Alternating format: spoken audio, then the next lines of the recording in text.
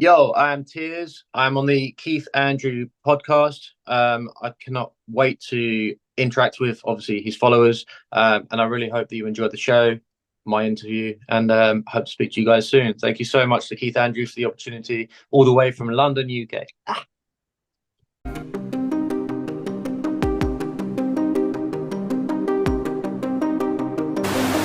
The whole point of my talk show is to show you that even with having a learning disability, I can still amount to something. And at the same time, I'm able to turn myself into an example for people out there dealing with any types of learning disabilities and disabilities to never give up and prove people wrong. Prove to them that labels do not dictate who you are and who you're going to be, so prove them and still amount to something. Ladies and gentlemen, welcome to the KeithAndrewNetWork. It is episode 1089. It's also brought to you by WrestleMania 4. Now, with that being said, what were you doing in 1989? What was I doing? I was 2 years old, so I was probably rolling around the floor playing with some toys or something or other. Yeah, that's probably what it was about.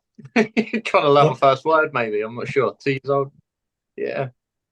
well, in that case, I guess you are a year older than I am. I was born in 88. Oh, okay. So yeah, so I'm a year older than you. So yeah, you were obviously behind me in the first words or playing with the toys. Because I always like when it gets to the late 80s, like 85 and up, I'm like, okay, well, let's talk about, Nintendo. We can talk about WrestleMania. So every Yeah, number means something. yeah. So next question I want to ask you, you mentioned you were 2 years old. What was the very first video game you ever played that you have memories of? I'm gonna say predominantly it would be Zelda. Um, that's one that stands out to me a lot because it was a game that a friend of mine at I think it was secondary school um basically gave me, and oh my gosh, I love the whole idea of having a game where you had a whole world to run around in, and it was very early on. Obviously, that was big things. Yeah, I'd say Zelda to be honest. And also there was this other one on Sega. You remember the Sega Mega Yes. Drive? It was very much. It was called Bubble, where you were like this little Pac-Man monster thing where you'd eat all the bubbles to then move to the next sort of level and etc. And yeah, I guess that was probably my earliest, to be honest with you. For me, let's see if I That's a good question, but if I think really hard enough, I put this probably be Mario, the good one, not the Yeah, crappy one. Mario, Duck Hunt, and I vaguely remember, I did play it, but I vaguely remember. It's funny, it feels like it's only yesterday. Popeye, yeah, horrible game. It was a really bad game, but I remember it, so I guess it made a good impression on me. yeah. I mean, there were so many good games back in the day, obviously, and quite nostalgic, yeah, I mean, even today, like obviously from where it was starting, to now, it's phenomenal. You know how it's all moved forwards, isn't it? Yeah, you're absolutely right. And now the next thing I want to do, I haven't done in my last couple episodes, but for this one and the interview I did before, I will acknowledge it. Are you a Dragon Ball fan? I'm sorry, I'm not. But I know of a great artist, Shay Lingo, that is very much sort of into that side of the world of cards and etc. But no, I'm very sorry, I'm not. No. No, I would recommend it. It's one of the best cartoons ever.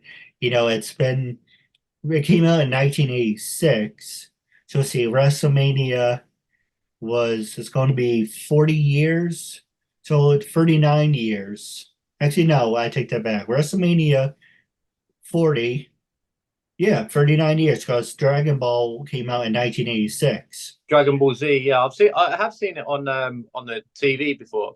But yeah, I've never really like sort of got into that side of things. You know, I've always kind of been very much into like sports and martial arts and music books and etc. So I kind of I've never really done that sort of thing. I love Yeah, Dragon Ball. I'm obsessed. I guess I am obsessed with it. But the reason I bring it up, not to interrupt, I do apologize. sorry. Oh, I didn't mean to interrupt. No, no, no, please, no, it's fine, it's fine. Yeah, no, I was just saying, obviously, yeah, one day maybe I can get into that, but at the moment, it's very much,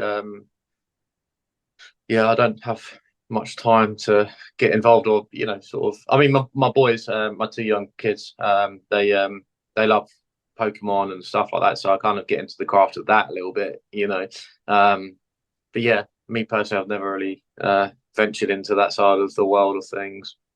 Absolutely. The reason I bring it up in the beginning of the video, I have a tribute to Toriyama. Toriyama, who's the creator of Dragon Ball, he recently passed away at the age of 86.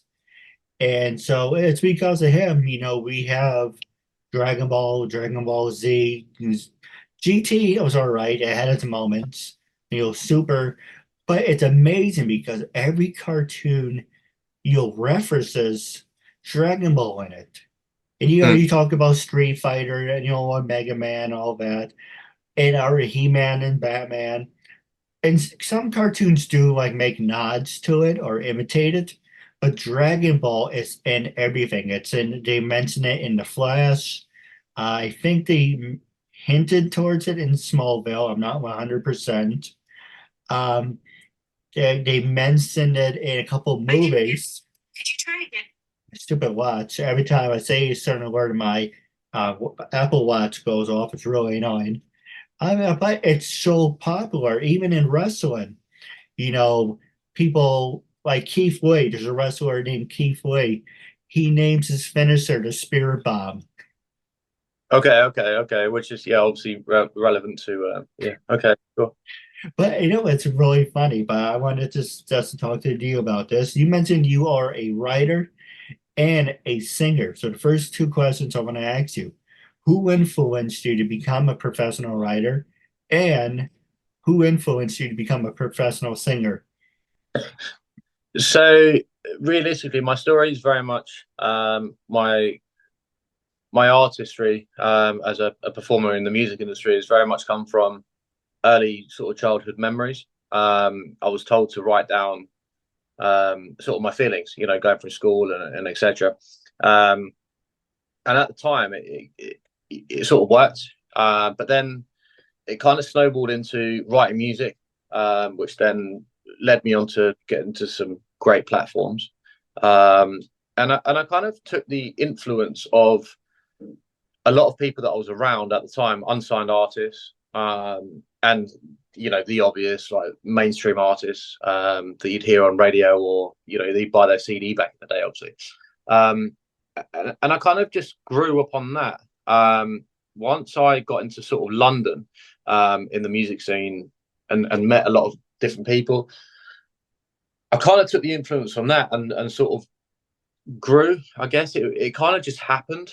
I didn't really, in a sense, sort of choose to become an artist, I guess. It kind of just happened, thankfully. And like I say, yeah, it just sort of grew and snowballed into the person that people have obviously known and got to know, or going to hopefully know, to the guy that I am now. I mean, with the writing, I've written for a few big artists through record labels and etc. But that kind of came when I sort of met a guy called John Peppard. So he's Grammy nominated songwriter who's worked with Garth Brooks, Michael McDonald, to name a couple. And to understand his craft and how it is that you sort of write music, without the lyrics, it's a great technique, and one that I've been very fortunate enough to work with the likes of him and others, on my musical journey, my career, whatever you want to call it, to learn. So I kind of feel like I never chose to do this. It was always a dream. and an idea to obviously, be great at something. And music has always been quite a big passion for myself. And yeah, I guess now we're here. So I take my inspiration and owe a lot to my past, for the people that have been around me, and given me the time and offered me the opportunity to learn and move forwards on my craft and yeah, and teach, and hopefully, it'll become evident very soon with the guys that I'm managing, that are obviously moving forwards, to help others obviously progress. So yeah, it's been a journey, to be honest. I'll stop rambling now. No, absolutely. The next question I want to ask you is what's difficult about writing for you? um I'd say confidence, because it's funny. I had this conversation with someone literally today, and he was expressing that. I mean, the guy that I was talking to, he's an literal A-list artist. He's had Mobos, he had big plaques, platinum, all the rest of it. And we were kind of discussing about his situation right now, where he took some time out and he was basically beating himself up, because of circumstances, etc. The personal reasons. But I mean, for me, it's pretty much the same, really. I mean, I think the hardest thing about it is, as you move towards the next level, you might get there, you might do, you might not, right? And the hardest thing sometimes is when you get to that level, you're already looking at the next. So you're here, but then you want to get here. So this is kind of like becomes stagnant almost. You're like, why am I not moving to the next? Then if you do move to the next, like, oh, why, how am I going to get to the next? Like, I don't know this guy, I don't know this guy. But then you beat yourself up because one, you've worked so hard to obviously create a craft or a project or whatever it might be, working alongside someone that you've respected for ages, or you've got people looking at you, you're trying to create more sort of momentum. And I'd say realistically, yeah, it's very much like you beat yourself up a lot. But when it goes good, it's really, really good. So the highs are a lot higher than obviously the lows. But yeah, I mean, even with circumstances as well. The world is a very busy place, as you know, and circumstances can get in the way of obviously what you're doing. Whether it be a project that you're writing for someone, or it might be your own project, or a collaboration with someone. The work rate is high, but you have to deal with the side bits as well, life, obviously, family, or whatever it might be. So there's a lot of things that can be very hard. But I guess you kind of just learn to deal with it. Same as yourself. You've got life, you've got your podcast. You're trying to create something great. But if you have a meeting at say 9 o'clock, for example, you might have a family occasion that gets in the way of that, or last minute. So these are the kind of things that can be a downfall, I guess. That can make it hard, to be honest. But that's just life, right? No, absolutely. So the next one I want to ask you is what are some of your favorite things about being a professional singer? To be honest, it's very much the journey, the journey that I'm on, and the great people that I get to meet. I've been lucky enough to meet the people that I've looked up to during my early career, and I'm still working with those guys. I'm lucky enough to call them my friends. But the greatest thing I think I would say right now is when I've been on television for an interview, right, or featured in a program or whatever it might be, or in a magazine or a newspaper, etc. The greatest thing for me, realistically, is the look on my kid's face when they're like, "That's my daddy," and they're listening to the music of the people that I've worked with, and because that's the biggest thing, is to create a legacy for my kids, well, obviously my family, but yeah, that is the greatest thing for me. Seeing the look on my kid's face, that is the most accepted, because all of the hard work that you go through, even from the beginning of thinking of an idea, having an idea of a track, writing it down, then recording it, then getting it like okay from the professionals that you're trying to impress, to then performing it, to then having a music video, then getting a write up, and then even in my film work, then you get spotted or whatever, and then the whole process is very much like the end goal is to make my family proud and my kids happy. And when I see like my boys sort of like, that's my daddy, that is nothing that anyone could ever get or you can't pay for, so that's my bit there. Right, and then the next one I want to ask you is, what is the biggest obstacle that you had to overcome, and what This one is boy Arthur. hey, how's it going? So the next question I was going to ask you is, actually, I lost my place. What was the biggest obstacle you had to face, and how did you overcome it?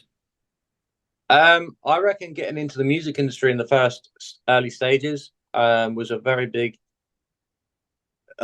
thing for me, realistically, because I had this whole idea of what you should be. It was a very a big thing of you see these guys on a good boy. Close the door, please. Monkey me. Sorry, it's my boys just come through. I'd say, yeah, getting into the industry in the first instance was very much even trying to make a demo. To get on in any platform in London, it's very much you had to give a demo to the promoter, and I had no one that could do that for me. There's no one in my family that's doing anything that I'm doing or was even back then trying to do. So I'd say that, and secondly, it was to overcome all of the rubbish that comes with it. You say to people, I'm gonna get into the music industry. I'm gonna give you all my dreams and my aspirations and etc. etc. And they laugh at you. No one believed it, and so that was a big hurdle for me and it kind of done me a favor, if I'm honest, because it showed me the guys that were with me and the guys that weren't sort of with me, yeah, and also the struggle to come up. You have to have money to get to a point, realistically, like for radio play, or if it might mean you want a PR company to promote you in magazines or etc etc etc. So and these guys, they're not cheap by any means. I'm not saying that the industry is very much you pay your way in, and I've been lucky enough not to have to do that 99.9% of the time. But to get to obviously the platforms, some of it you do, and so you have to work, but then you still got to try and create your craft on the side. But yeah, so I'd say they're pretty much in a nutshell what I've faced personally on the downside of the walls that you might want to call. All right. Well, what about this one? How do you know when you delivered a high quality performance as a singer and a writer? I honestly can't answer that, and the reason for that is because every single show is so different. Now, I've performed at so many different venues. I mean, some of the greatest in London, for example. I performed in Dublin, Voodoo Lounge. I headlined a show in Scotland. And the crowd is always so different. Now, realistically, for myself, if I feel that a show's gone well, it's realistically because of after the show that the people are coming up to you and like, yo, like, that was sick. The bigger the crowd that you have coming out after the show, okay, cool, you killed it. And secondly, when you're on stage, you've got lights, these big bright lights or whatever, in these big venues, and etc. I mean, I kind of look at the crowd whilst performing and kind of feed off them with regards to obviously moving forwards with, right, should I drop this track or should, because I've always got a caliber of like things. I kind of try to switch up a little bit, kind of like a DJ would. And yeah, with my idea of, if I know that I've killed a show, it's gone off, I kind of, like I say, I go on the score of who comes up to me afterwards, after the show, because yeah, if people are coming up coming out, wanting to get photos, talk to you, and blah, blah, blah. You know, they want to be about. If you've been on stage and the crowd's doing its bit, but then, you know, there's no one around, they're kind of ignoring you after a bit. You've obviously done an all right, you know, sort of gig.